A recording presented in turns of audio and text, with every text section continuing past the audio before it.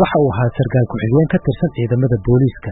xilligaasi ka horna waxa uu ka mid ahaa ciidamo si khaasa loogu soo tababaray dalka Jabuuti si ay u ilaaliyaan madaxda sare ee dalka. sarkaalka aan ka hadlayaa waa Nuur Ibraahim Mahadalle.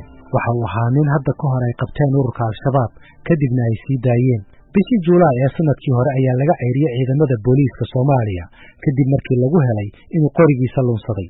intaasi wixii ka dambeeyay waxa uu inta badan ku sugnaa magaalada Muqdisho, inkastoo xilliyada qaar uu tegi jiray magaalada Beledweyne. 17 Abriil ee sanadkan waxaa telefoon u soo diray sarkaal ka tirsan ururka Al-Shabaab oo lagu magacaabo Cali Axmed Guure, kuna magac dheer Cali Qoyane, kana mid ah saraakiisha ka howlgala deegaanka Maxaas oo uu ka soo jeedo. waxaa sarkaalkaasi ka tirsan Al-Shabaab uu u sheegay inay yaqaanaan shaqadiisa, haddii uu doonayo inuu shaqadaasi si madax bannaan u qabsadana uu ururka howlo fuliyo.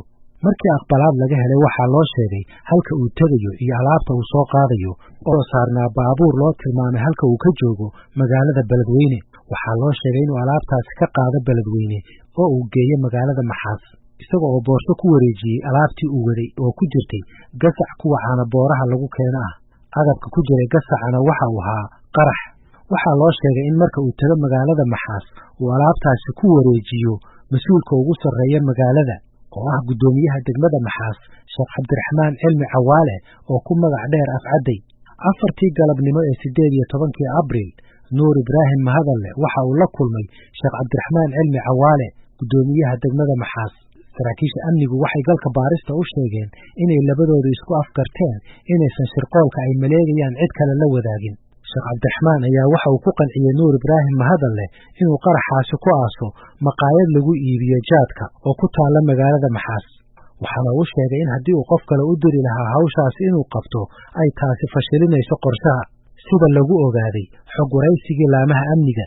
Nuur Ibraahim Mahadalle waxa uu weydiiyey Sheekh Cabdiraxmaan Cilmi Cawaale cidda loo wado qaraxa, waxaana guddoomiyaha degmada Maxaas uu ugu jawaabay inay dad badani dhibaato ku hayaan, loona wado mid ka mid ah dadka dhibaatada isaga ku haya.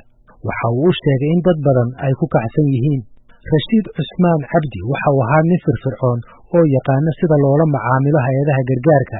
waxa uu ahaa guddoomiye ku-xigeenka magaalada Maxaas. waxa uu ahaa ninka loo waday qaraxa. Sheekh Cabdiraxmaan Cilmi Cawaale, guddoomiyaha degmada Maxaas ee xilligaasi, waxa uu ku eedeynayey Rashiid Cusmaan Cabdi inuu xitaa isaga dacweeyey, hay-adihiina uu baksada u diray, islamarkaana uu ka hor keenay dadka ganacsatada ah ee magaalada. waxaana mas-uuliyadda xiriirka xumaaday ee uu la lahaa hay-adaha gargaarka iyo ganacsatada uu saarayey guddoomiye ku-xigeenkiisa Rashiid Cusmaan Cabdi.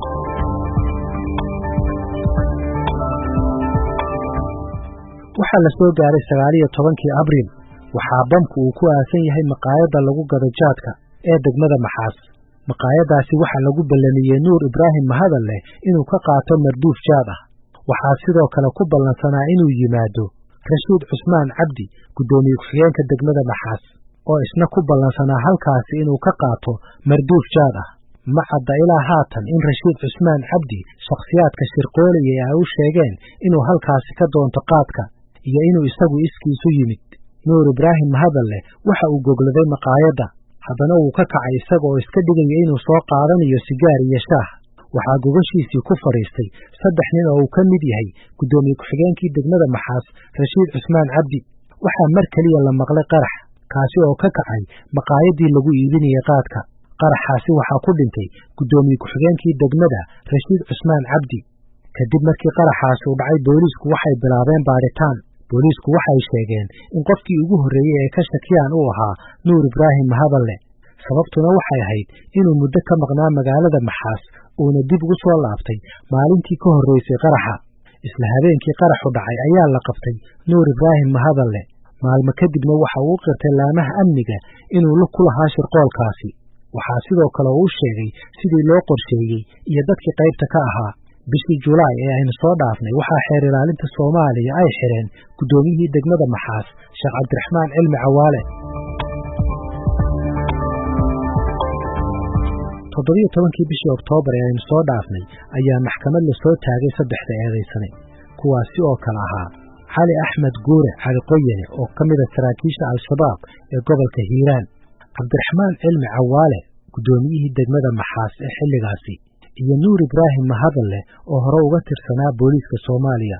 soddonkii bishii Oktoobar waxaa maxkamadda ciidamada qalabka sida ay gaadhay xukun kadib markii ay kiiska dhageysanaysay muddo ku dhow 2 toddobaad. Gudoomiyaha maxkamadda darajada koowaad ee ciidamada qalabka sida gaashaanle sare Xasan Cali Nuur Shuute ayaa ku dhawaaqay go'aanka. Maxkamadda darajada koowaad ee ciidamada qalabka sida waxay ku dhawaaqaysaa xukunka dacwad ciqaabeedkii loo haystay eedeysanayaal. 1. Cali Axmed Guure Cali Qoyane oo maqana ah. 2. Nuur Ibraahim Mahad Allah 42 jir ah. 3. Cabdiraxmaan Sheekh Cilmi Cawaale 57 jir ah. Maxkamadda waxaa u cadaatay in saddexda eedeysane ay wada yihiin dambiilayaal galay dambiyada lagu soo kala oogay, waxayna maxkamaddu ku kala xukuntay: 1. Dambiile Cali Axmed Guure Cali Qoyane oo maqana ah. 2. Dambiile Nuur Ibraahim Mahad Allah waxay maxkamaddu ku wada xukuntay dil toogasho ah oo ah qisaasta marxuum Rashiid Cusmaan Cabdi. 3. Dambiile Cabdiraxmaan Sheekh Cilmi Cawaale waxay maxkamaddu ku xukuntay xabsi daa'im. Sida aad maqlayseenna, Sheekh Cabdiraxmaan Cilmi Cawaale waxaa lagu xukumay xabsi daa'im kadib markii garsoorayaashu ay isku raaci waayeen xukunkii dilka ahaa. Isaguna waxa uu ku dooday inuusan si toos ah ugu lug lahayn dilka Rashiid Cusmaan Cabdi. Qareenkiisa ayaa u sheegay maxkamadda in Sheekh Cabdi uu hawlo kala duwan oo dawladeed ka qabtay magaalada Maxaas, kuwaas oo ay ka mid yihiin dhismaha xabsi iyo dib-u-dhiska xafiisyada dawladda. Waxayna ku doodeen qareennadiisu in haddii uu Al-shabaab gacansaar la lahaa aysan hawlahaasi suurto galeen. Waxa uu Sheekh Cabdiraxmaan Cilmi Cawaale maxkamadda u sheegay inuu soo wici jiray xaaladda magaaladan uu ka wareysan jiray sargaalka ka tirsan ururka Al-shabaab Cali Qoyane, waxaana uu qirtay inuu handaday hadda ka hor. Cali Axmed Guure waa ay hanjabi dhowr mar uu soo wacay dawladda badaxaad u gasho wiri waradiyo dooqaga ku gashay markaan shayaadiinta ana dul raali kan dooqayga ku galay waa edab badan tahay day saddex waa nin macnaha ku saleedan shabaabku dhowr nooc noqda nin hadii macnaha nimanka shabaab galo aqriisu isaga qarabtaa dul raali kan dadkiisu waa nabad geliya midna ehelkiisa ilaahay ku saleedan nin ilaahay ku saleedan maxaas waa adoo leermo dhul waa sooyay oday waa sooyay cid ka soo wacay dul ilaahay raali kan gudoomiyaha cusub ee degmada Maxaas Cabdi Muumin Cilmi Cabdi Xiis waxa uu isku dayayaa inuu nabadeeyo magaalada isla markaana uu dhayo boogihii ka dhashay dilka foosha xun ee ka dhacay magaaladaasi. Waxa uu ka gaabsaday inuu wax badan ka sheego kiiska ninka xilka uga horeeyay, hase yeeshee waxa uu ka hadlay dhibaatada ay deegaanka ku hayaan ururka Al-shabaab, gaar ahaan sargaalka lagu magacaabo Cali Axmed Guure Cali Qoyane oo ka soo jeeda deegaanka Maxaas. Ninkan shabaabka ka tirsan sargaalka la yiraahdo Cali Axmed Guure nin caynka ee weeye maxaad nooga sheegi kartaa? Horta ninkaasi maxkamadda xukuntay horeyna uu xukunaaba marka maxkamadda xukunkaas waa kala soo degdegtay maaragtay mar hore kadib xukunkaas uu soo dedejiso ayay ahayd ayaan ka rabaa. runtii wuxuu ku leeyahay saameyn degmada saameyn ayuu ku leeyahay waayo waa degmadii ay ku dhashay ku soo barbaaray qofkuna markii qofka uu la dhashay oo la soo barbaaray oo yaqaano way sahlanaa kartaa inuu soo waco ama xiriir uu la soo sameeyo. wax kaleeto inuu Al-shabaab ugu bedelan yahay ma lahan. Al-shabaabka maaragtay dagaalamuu ka mid yahay, argagixisada wax duumaaduu ka mid yahay, kuwa falalka argagixisanimo sameeyo ka mid yahay, kuwa hadda maaragtay dadka maxkamaddu ay xukuntay maran hadaabiyey oo kow ka yahay ninka dhintay ninka dilay maaragtay ayuu kow ka yahay. saameynta uu ku leeyahay marka uu ugu duwan yahay argagixisada kaleetood waa mid u dhalasho ah. Ninkan dhintay ma isagaa rabay inuu bartilmaameedsado mise dad kale ayaa la xiriiroo yidhi dadkaas ninkaasaa maaragtay waxna dhex mareene ha la dilo, mise iyagu ka yimid go-aanka gudoomiye ku-xigeenka in la dilo? waa mahadsantahay horta su-aashaasi horeyna waa kuugu sheegay arrinkaas kiiska maxkamadda ciidamada qalabka sida darajada koowaad xukunka ay fulisay in maaragtay waxaad iga su-aashid aan kaaga jawaabo. marka ninkaasi runtii horta qof aan Al-shabaab maaragtay xiriir la lahayn in Al-shabaab intay maaragtay xiriir la soo sameeyaan degdeg danahayna ay ugu fulsadaan ma suurta geli karto.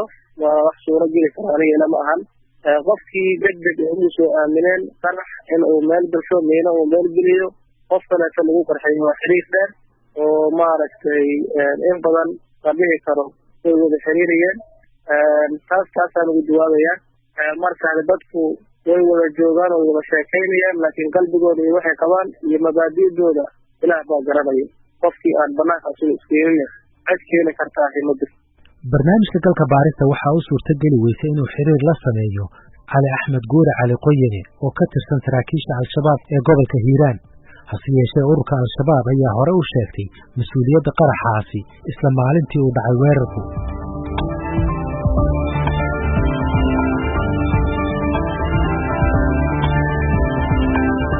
xukunka ay dhowaan riday maxkamadda milatariga ee dilka ka dhacay magaalada Maxaas iyo qaraxii magaalada Muqdisho oo ay ka dambeysay sargaal sare oo ka tirsan maamulka gobolka Banaadir waxay yimaadeen xilli ay dawladdu doonayso inay baaritaan ku samayso shaqaalaha dawladda.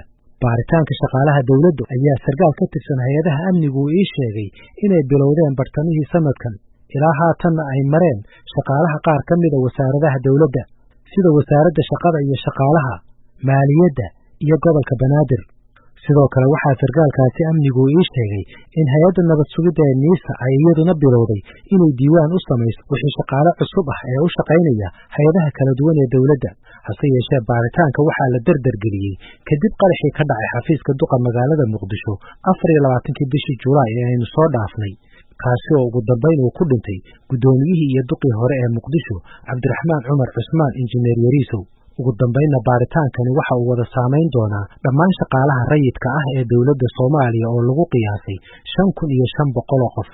Waraysiyada la xiriira baaritaanka shaqaalaha ayaa qaarkood ay ka dhaceen goobaha shaqada, iyadoo shaqaalaha qaarkoodna looga yeeray godka Jilcow, halkaasi oo ay joogeen shaqaale ka tirsan hay'adda nabad sugidda Soomaaliya oo u tababarnaa baaritaankan. qaar ka mid ah shaqaalaha dawladda oo maray baaritaankan waxay galka baarista u sheegeen inuu leeyahay 2 weji oo isugu jira waraysiga hore iyo wejiga labaad oo saameynaya si baaritaanka dadka qofka shaqaalaha ah oo xiriirka la leeyahay. mid ka mid ah shaqaalaha maray baaritaanka oo ka gaabsaday inuu magaciisa sheego isagoo u cabsanaya shaqadiisa waxa uu galka baarista u sheegay in xataa la booqday goobta uu ka degan yahay magaalada Muqdisho. guud ahaan galka baaristu waxa uu la hadlay 4 ka mid ah shaqaalaha maray baaritaankan, waxayna isku raaceen in su'aalaha la weydiiyey ay ka mid yihiin magaca qofka, xilliga ay heleen shaqada dawladda iyo sida ay ku heleen ama qofkii damiinka ka ahaa, qabiilka qofka, degmada iyo waaxda uu degan yahay, inuu gurigiisa ugu jiro kiro iyo inuu leeyahay, heerka mushaharkiisa iyo halka loogu shubo. waxa kale oo shaqaalaha la weydiinayay su'aalo khaas ah oo ku saabsan dhinaca amniga, sida inuu xiriir la leeyahay ururada xagjirka ah iyo inuu tegay dhulka ay ka taliyaan, inay soo wacaan ama lacaga baad ah ay weydiistaan kooxaha xagjirka ah sida al-shabaab, iyo in qofka shaqaalaha ah ay dhibaato ka soo gaartay weerarada ururka al-shabaab, in xubno ka tirsan ehelkiisa ay ka mid yihiin ururka al-shabaab iyo ururada kale xagjirka ah, iyo su'aalo kuwaasi ka agdhow. su'aalahaasi waxay ahaayeen kuwo ay ka sinaayeen 4 qof ee ula hadlay galka baaristu. hase yeeshee mid ka mid ah 4taasi qof ee shaqaalaha dawladda ah ayaa galka baarista u sheegay in ka hor inta uusan saxiixin macluumaadka laga qoray loo akhriyo qoraal ka dalbanaya inuu oggolaado inuu shaqo kasta oo dawladda Soomaaliya u dirsato uu raalli ka yahay inuu qabto, waqti kasta oo loo baahdana la heli karo. hase yeeshee ma cadda in qoraalkaasi uu yahay mid loo akhrinayo dhammaan shaqaalaha dawladda iyo inuu ku kooban yahay xubno gaar ah. baaritaanka shaqaalaha dawladda ayaa ah tallaabo in muddo ah ay dalbanayeen khubarada u kuurgasha dhinaca amniga, waxaana saraakiisha amnigu ay ii sheegeen inay qayb muhiima ka tahay sugidda amniga shaqaalaha iyo hay'adaha dawladda. hase yeeshee waxaa qaar ka mid ah shaqaaluhu ay walaac ka qabaan inay baaritaankan ku haraan, islamarkaana ay ku weyn karaan shaqooyinkooda haddii macluumaadka la weydiiyey ay wada heli waayaan, sida cid wakiil ka noqota.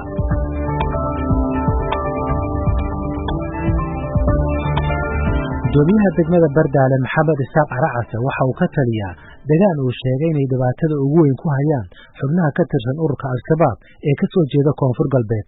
gudoomiye Caracase waxa uu ii sheegay in loo baahan yahay in dawladda iyo maamuladuba ay ka fiirsadaan dadka ay xilalka u magacaabayaan. ninka kow markii la magacaabo in laga fiirsado oo nabdigiisa iyo aqoontigiisa la fiiriyo horta ku fiican. nin kasta oo arkan in laska magacaabo waa kan hadda sheegaysa in gudoomiyadan dawlad wadanka dawladdan wakiil oo deegaankii inuu la xiriiro shabaab oo cadow ah oo cadowga islaamka cadowga Soomaaliyeed oo dhan in la xiriiro in ay tiim isku yimaadeen dawladda ka sheegaan inuu saas ku dhibaatay waa nasiib darro ama iyaguba ay la soo xiriiraan. marka dhammaan hadii kulli dawladda iyo waxaan ka codsanayaa nin kasta oo system dawladeed ku jiro oo shabaab xiriir la sameeya in horta maaragtay sharciga la waafajiyo. waxaynu ka warsugaynaa haddaba haddii barnaamijka cusub ee dowladda Soomaaliya ay ku hubinayso shaqaalaha dowladda uu soo saari karo dadka gacansaarka leh ururka Al-Shabaab iyo ururada kale ee xagjirka ah.